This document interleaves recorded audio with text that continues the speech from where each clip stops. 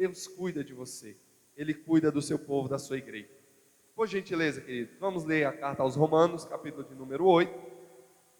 Como nós estamos fazendo a exposição do livro da carta do apóstolo Paulo à igreja de Roma, né?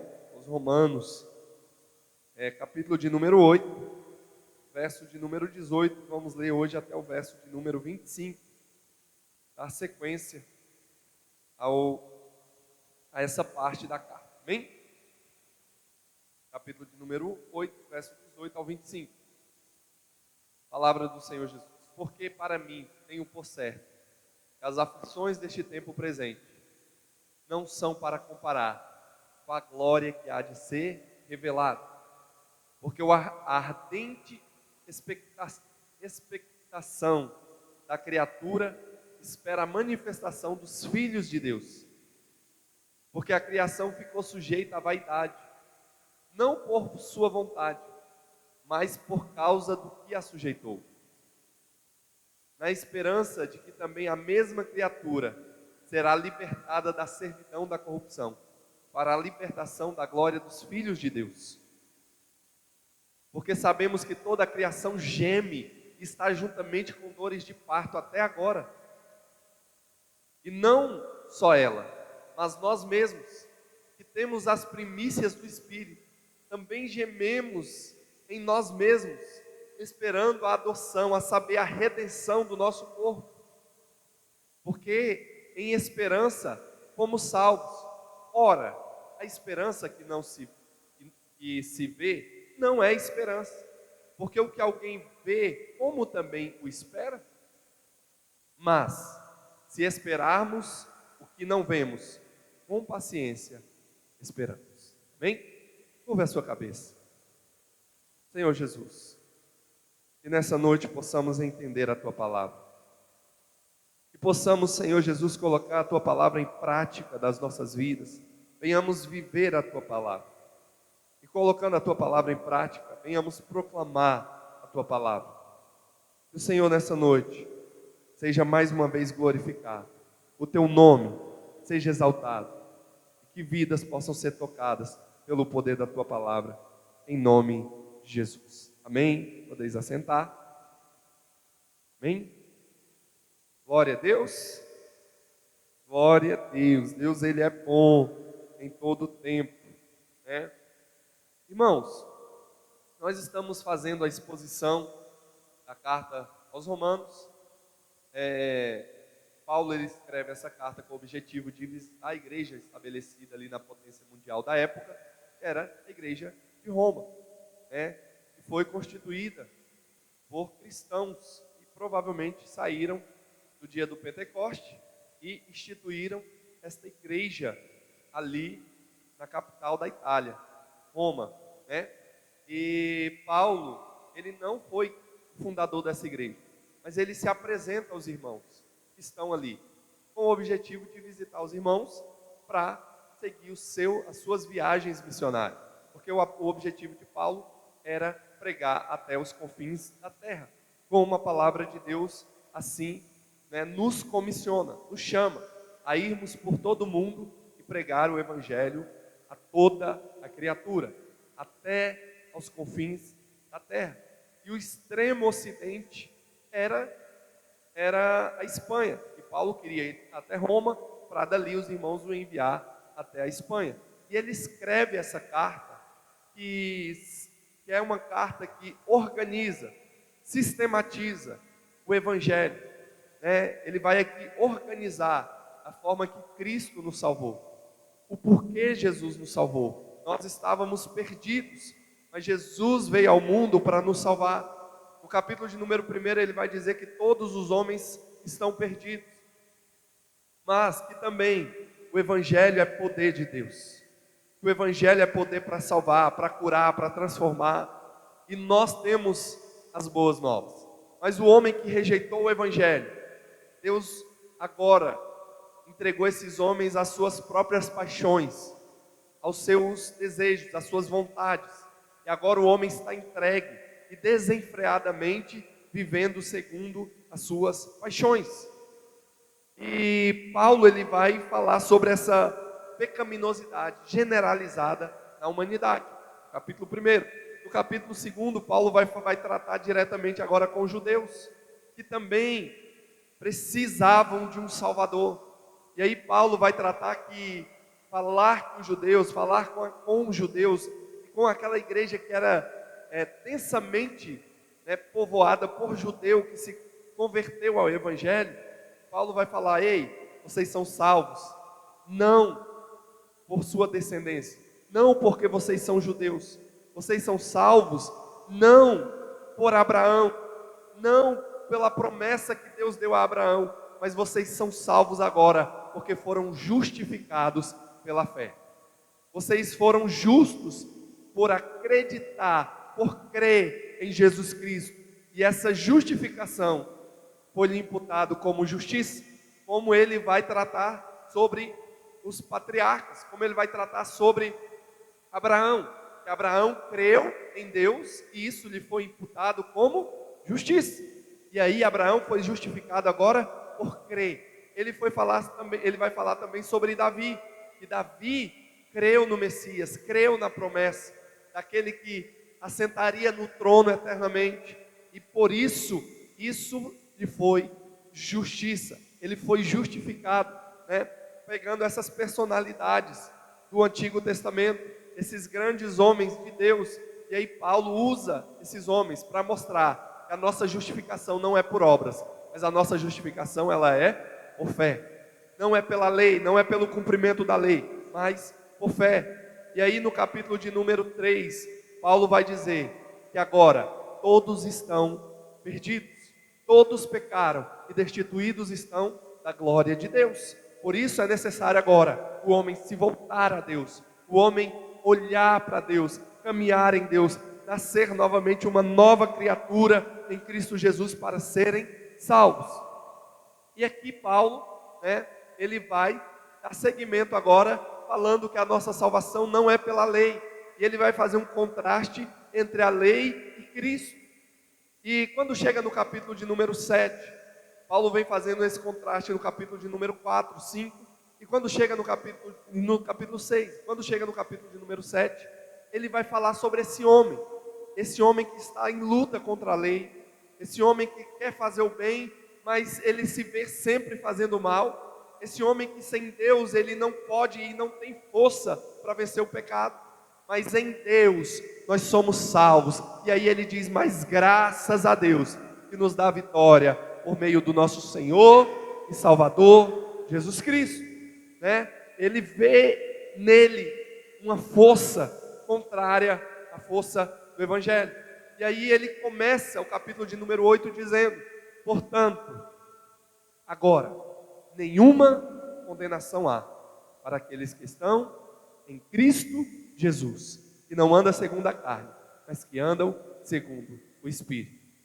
E nos textos que nós trabalhamos até o verso de número 17, Paulo vai dizer o porquê que agora não há mais condenação para aqueles que estão em Cristo Jesus, porque agora eles não vivem mais sobre o domínio do pecado, não vivem mais sobre a escravidão do pecado, não vivem mais sobre o jugo do pecado e da morte, mas agora eles estão debaixo da salvação, estão debaixo da vida que há em Cristo Jesus. Porque quando eu estava sem Jesus, quando eu era distante, inimigo de Cristo, quando eu não tinha paz com Cristo, eu estava debaixo da condenação.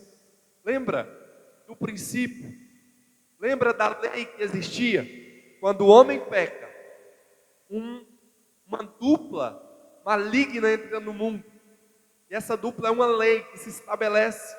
A Bíblia vai dizer que quando Adão peca, o pecado e a morte entra, abre uma brecha, e o pecado e a morte entra. Por isso agora todo homem está debaixo dessa lei.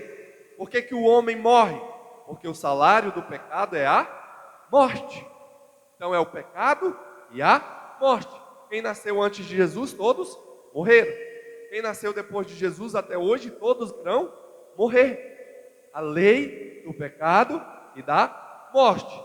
Mas houve Jesus, que vence o pecado e que vence a morte. E ele não está mais debaixo dessa lei, do pecado e da morte. E ele diz: aquele que crê em mim agora não viverá mais debaixo dessa lei, porque você vai nascer uma nova criatura em Cristo Jesus, vencendo o pecado, mas também vencerá a morte e viverá eternamente com Deus. Amém? Então Paulo agora chega no verso de número 18, no capítulo de número 8, e o capítulo de número 8, o tema central desse capítulo, da carta aos Romanos, é a segurança da nossa salvação, agora em Cristo Jesus. O tema central é que em Cristo Jesus, eu e você somos salvos. Nós temos essa segurança, nós temos essa confiança, porque Ele nos salvou. E aí, ele vai tratar nesse primeiro versículo, dizendo, verso de número 18, porque para mim tenho por certo, que as aflições desse tempo presente, não são para comparar com a glória que nos há de ser revelada. Então o mundo presente, nós sabemos que ele é marcado por aflição, por luta, por dificuldade. Eu e você já nascemos lutando, batalhando, guerreando. Para o sêmen fecundar no óvulo, já é uma guerra sendo travada. Milhões e milhões de sêmens estão correndo em direção a um óvulo para fecundar, para que haja vida. E um desses sêmens foi chegar. E esse sêmen que chegou, já nasceu um vencedor, eu e você, porque estamos aqui. Travamos uma luta, uma guerra, uma batalha, para chegar à vida. Mas a vida, ela é feita de desafios. Nós já nascemos, de uma forma difícil, complicada. A mãe, para dar a luz a um filho, ela geme, ela tem dores, ela passa por situações extremamente difíceis, uma dor terrível, para gerar um filho, para gerar uma vida. Só que quando esse filho nasce, ele já nasce debaixo de uma lei, a lei do pecado e da morte. E meu irmão, a lei da vida, a vida ela é feita de dores, de dificuldade, de sofrimento. Nós só sabemos o que é alegria por causa da dor. Nós só sabemos o que é estar bem, tranquilo, feliz por causa do sofrimento. Então, a nossa vida ela é feita de momentos, como o escritor aos Eclesiastes, Salomão escrevendo vai dizer, Eclesiastes 3, que há tempo para tudo debaixo da terra. Há tempo de nascer, há tempo de morrer, há tempo de estar bem, há tempo também de luta, de dificuldade, de estar mal. Há dias bons, mas também há dias maus. Então existe tempo para tudo.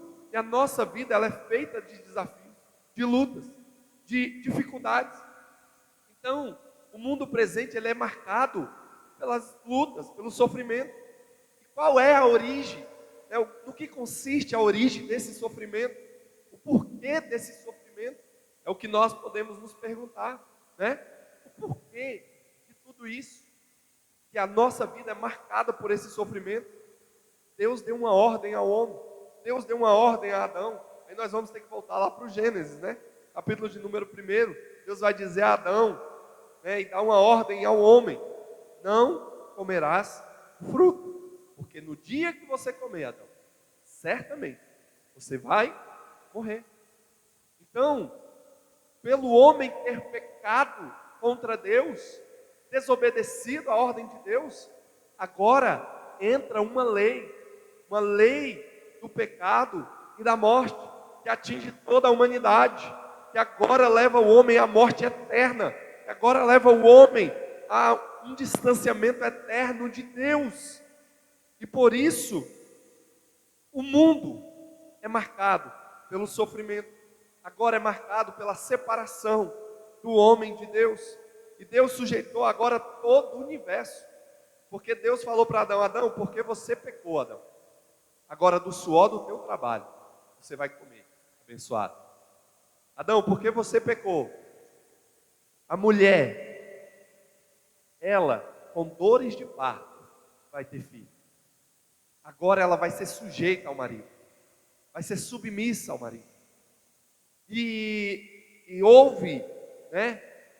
Ali a gente já entende que há o plano de salvação, porque aí ele vai falar que ela também, Deus colocaria inimizade entre a mulher e a serpente, mas que diante dessa inimizade, nasceria um, pisaria a cabeça da serpente, já a graça sendo manifesta. Mas Deus também vai falar que a serpente, ela rastejaria, e agora toda a natureza foi corrompida por causa do pecado, por causa do erro de um homem, que era o administrador, que era o gerente de Deus, que era aquele que guardava o jardim, aquele que tinha a responsabilidade de cultivar, de cuidar do jardim. Ele peca, e agora o cosmos, tudo, né, tudo é amaldiçoado por causa do pecado. E é o que Paulo vai falar aqui, né? Porque para mim tem por certo que as aflições, a luta, as dificuldades do tempo presente, ela não se compara com a glória que nos há de ser revelada. Então, Deus amaldiçoou toda a criação por causa do pecado do homem. A resposta é que o homem foi criado como o administrador, o responsável por cuidar de tudo, sendo o homem a imagem e semelhança de Deus. E ele era o ápice, né, da criação de Deus. Deus criou o homem, formou o homem.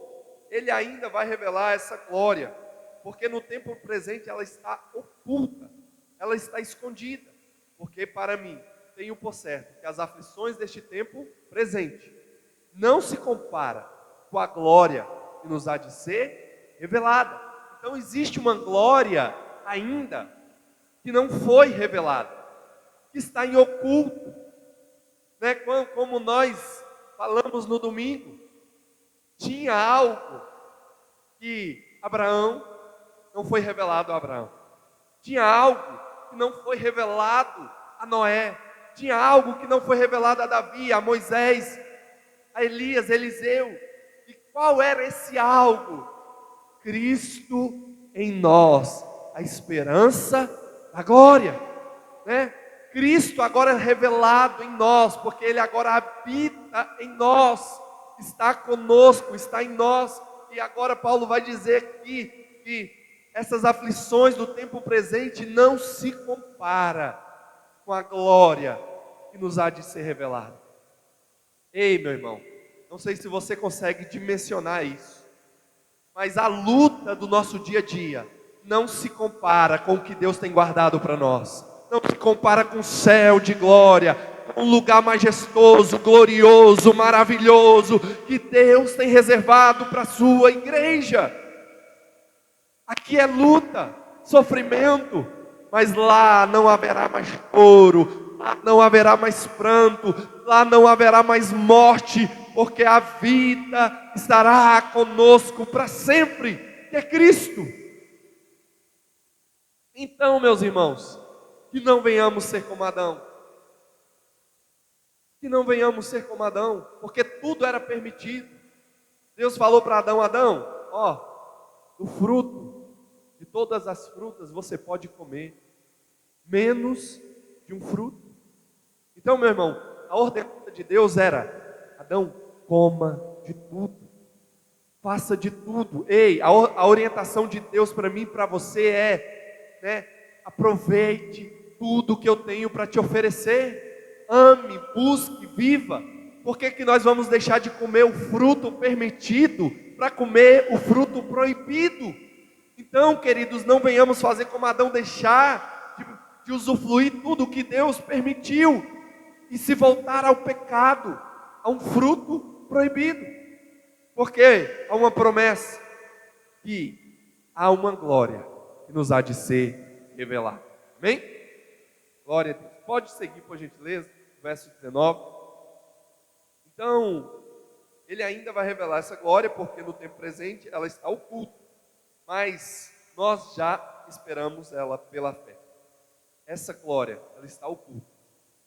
Lembra que eu já falei com os irmãos que dentro da teologia tem uma máxima que fala o seguinte: já é, mas ainda não. Nós cremos que já é. Deus determina.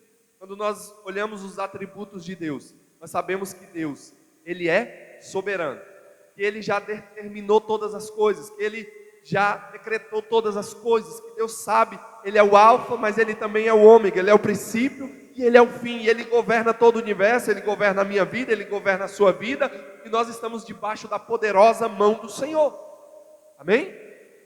E Ele já te salvou, Ele já me salvou, você já é cidadão do céu, eu sou cidadão do céu, se eu e você nascemos de novo, a vida eterna já está reservada para nós, já é, mas ainda não, calma, é na hora de Deus, é no momento de Deus, nós devemos agora sermos valentes, lutarmos, batalharmos, para cada dia mais adorar o nosso Deus através da nossa vida, glorificar o nosso Deus através da nossa vida, porque já é, mas calma, mas já é, nós sabemos que nós somos filhos, nós sabemos que temos um céu reservado para nós sabemos que nós somos nova criatura em Cristo Jesus, e como Pedro diz, né, para onde eu irei agora, se só o Senhor tem palavra de vida eterna, eu não me vejo mais longe do meu Deus, da presença do meu Deus,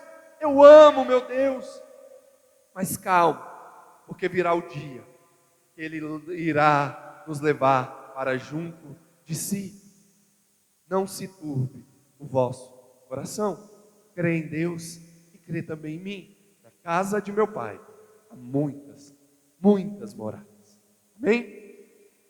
Então, queridos, aí o verso de número 19, ele vai dizer, porque a ardente expectação da criatura espera a manifestação dos filhos de Deus. Então, ele está falando aqui que o cosmos, porque foi contaminado, né? O universo, a natureza, os animais, as plantas, tudo foi contaminado por causa do pecado. Os oceanos, tudo foi contaminado por causa do pecado.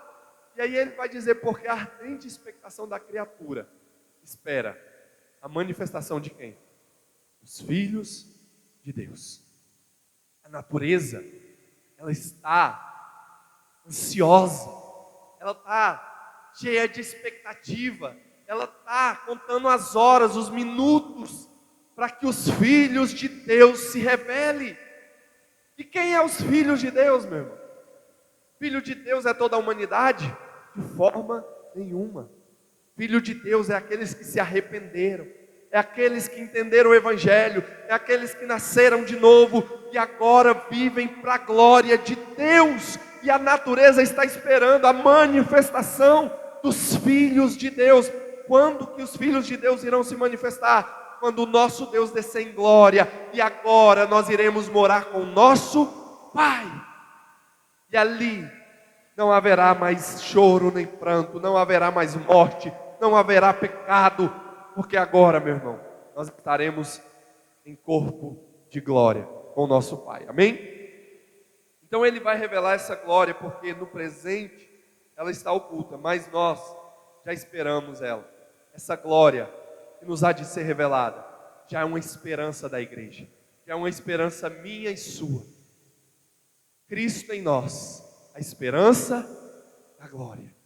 Cristo em nós é a esperança de irmos morarmos no céu. Então nós estamos aguardando. Ele ainda vai revelar essa glória, mas eu e você já cremos. Quem crê aqui, querido? Que Ele virá nos resgatar, que Ele virá nos salvar, amém? E Paulo agora ele vai entrar falando sobre essa expectativa, e agora ele menciona 3 aspectos que motivam essa glória que vai ser revelada, que iremos ver. A primeira, a revelação dos filhos de Deus, porque a ardente expectativa da criatura espera a revelação dos filhos de Deus, e a natureza aguarda ansiosamente a revelação dos filhos de Deus. Então, quem são os filhos de Deus? É a igreja, lavada e remida, aqueles que nasceram de novo. Não é toda a humanidade, Observe que Paulo fala que a criação aqui Paulo fala a criação como uma pessoa que espera ansiosamente, porque a ardente expectação da criatura espera a manifestação dos filhos de Deus. Paulo aqui fala que a criatura, ele coloca como se ela fosse uma pessoa, e ela estivesse muito ansiosa. O sentimento dela era ansiedade, né? Porque ela está com expectativa que Deus volte e restaure, estabeleça tudo como foi no princípio. Aí o verso 20, por gentileza. Porque a criação ficou sujeita à vaidade, não por sua vontade, mas por causa do que a sujeitou, o pecado. Ela não queria, a criação não queria, é uma pessoa que não queria estar sujeita ao pecado, à vaidade. Ela era contra a sua vontade, mas por causa do pecado, ela teve que se sujeitar a essa contaminação. E aí o verso 21, por gentileza. Na esperança de que também a mesma criatura será libertada da servidão da corrupção, para a libertação da glória dos filhos de Deus. Ela está esperando que também a mesma criatura, eu e você, na figura de Adão, como homem que pecou, nós seremos libertos da servidão da corrupção, os filhos de Deus. Então, o primeiro ponto aqui, né, que Paulo trata sobre essa revelação dos filhos de Deus, né? Observe que ele fala sobre a criação. A natureza está presa aqui no cativo da corrupção. Por quê? Deus disse: maldita Adão agora.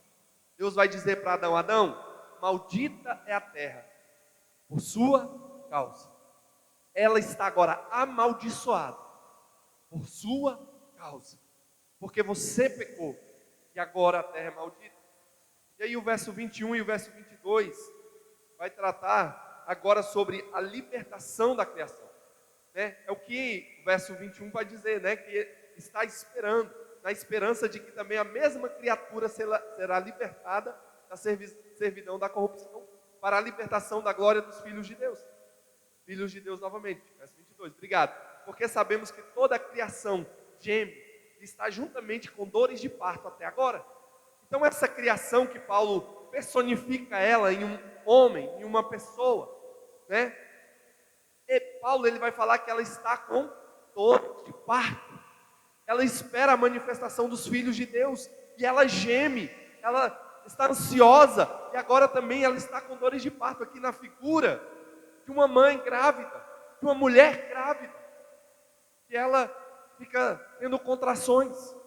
Quais são as contrações da criação, meu irmão? O que é que nós estamos vendo como contrações da natureza? Nós vemos maremotos, nós vemos terremotos, nós estamos vendo tsunamis que nunca houve, situações no clima como nunca antes houve, e a natureza está com contrações, dores de parto. É o que Paulo está falando, ela está, né, nesse momento de contração, mas na hora que se revelar aos filhos de Deus, meu irmão, na hora que nascer o filho, é a figura da mãe que teve a dor, mas quando nasce o filho é entregue na mão da mãe. Quem é mãe aqui? Levanta a mão. Qual é a sensação de o filho ser entregue na sua mão? No dia do parto, você lembrou daquelas dores todas, daquela situação toda? Ei, qual foi a tua alegria naquele momento que o teu filho foi colocado no teu colo e falou: mãe, nasceu. Mãe, é o teu filho. A criação, ela espera e está com dor de parto, esperando o dia que os filhos de Deus se manifestarão e dirão: agora chegou a nossa alegria, não há mais maldição no pecado, porque Jesus agora nos salvou da maldição do pecado. E aí, por gentileza, agora vai o verso de número 23. Então é a figura de um animal, né? E também no verso 22, a gente pode usar a figura de um animal que estava enjaulado, olhando para o seu Senhor, que também estava enjaulado, até ele sair e vir libertar a criação. É como se fosse um cachorrinho, ele estivesse enjaulado, o seu Senhor estivesse à sua frente, também enjaulado, mas ele fosse liberto. E agora ele vai lá e destranca a jaula daquele cachorro. Então é a criação, ela está esperando esse dia, que ela vai ser liberta da maldição do pecado. Aí Paulo vai dizer, verso de número 23, né? Verso de número 23. E não só ela, mas nós mesmos, que temos as primícias do Espírito, também gememos, e nós mesmos esperamos a adoção, a saber, a redenção do nosso corpo. Nós também estávamos enjaulados, mas o Filho de Deus foi, meu irmão, derramou seu sangue e rompeu aquilo que nos aprisionava, e nós fomos livres, porque a Bíblia vai dizer: se o Filho vos libertar, verdadeiramente sereis livres. E eu e você fomos livres, e agora nós estamos libertos do pecado, libertos da morte, e esperando, assim como a criação, o dia da redenção do nosso corpo, o dia que Cristo virá nos buscar. Aí o verso de número 24, porque em esperança fomos salvos. Ora, a esperança que se vê não é esperança. Ou seja, se eu vejo, como é que eu espero algo que eu tenho contato diário e vejo e materializa para mim? É muito fácil, isso não é esperança, porque o que alguém vê, como também o espera. Mas nós, meu irmão, aqui nós cremos. A fé é o firme fundamento daquilo que não se vê, mas é a certeza daquilo que se espera. Ei, eu e você cremos, por isso que salvação é por fé, é por crer. Nós estamos aqui juntos crendo, nós o adoramos crendo, nós nos ajoelhamos crendo, nós cremos que o nosso Redentor vive e que Ele virá nos buscar. Fé, crer, firme fundamento. Então, porque essa é a esperança da igreja, não a que se vê, mas a que não se vê, nós estamos esperando. Então o terceiro aspecto aqui no verso 23, que a gente leu é o fato de sermos filhos de Deus, e não nos isenta do sofrimento. O fato de que eu e você somos filhos de Deus, não nos isenta das lutas, das dificuldades. No mundo tereis aflições, mas tem de bom ânimo. As nossas leves e momentâneas tribulações não se compara com a glória que nos há de ser revelada. Olha o que a Bíblia chama: leves e momentâneas. O quê? Tribulações. Ei, não se compara com a glória que nos há de ser revelada. O dia que Cristo virá nos buscar. E o que nos separa de Cristo, meu irmão, é este mundo, é o pecado, é a morte. Porque Jesus nos fez uma promessa, que Ele vai vir nos buscar. E quando nós morremos, nós sabemos que é uma passagem para estarmos com nosso Pai. Nós iremos estar com nosso Pai até o dia que Ele vai vir em glória, e a nossa alma vai novamente vir e entrar no corpo, e nós agora seremos uma nova criatura, um corpo glorificado, incorruptível, Paulo vai dizer, imortal, que não há mais corrupção, e nós estaremos com o nosso Pai eternamente, né? Então, mas aqui nessa terra, a palavra de Deus, coloca lá o verso 23, novamente, por gentileza, ao final, e não só ela, mas também nós mesmos, que temos as primícias do Espírito, também gememos em nós mesmos, esperando a adoção, a saber, a redenção do nosso corpo. Ou seja, estamos gemendo, estamos lutando, assim como a natureza está aguardando, está com dores de parto, está cada dia mais tendo catástrofes naturais, desabamento, alagamento, né? O oceano entrando na terra, e a natureza está com dores de parto, e ela se manifesta. Mas nós também passamos por sofrimentos, dificuldades. Então, de fato, se somos filhos de Deus, sermos filhos de Deus não nos isenta das lutas da vida, dos sofrimentos da vida. Mas é diferente, querido, saber que o homem lá fora, ele está passando esse sofrimento por conta própria.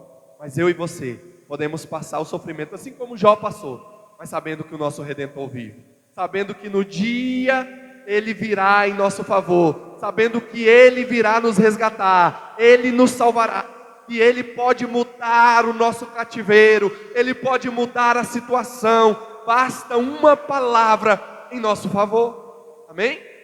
Por isso que quando nós oramos, irmã Domingos, nós oramos ao nosso Pai, porque quando nós oramos, meu irmão, nós estamos falando com quem está com o livro da minha e da sua história nas mãos, aquele que muda os decretos, aquele que muda, né, é aquele que organiza segundo a sua vontade o que lhe bem parece.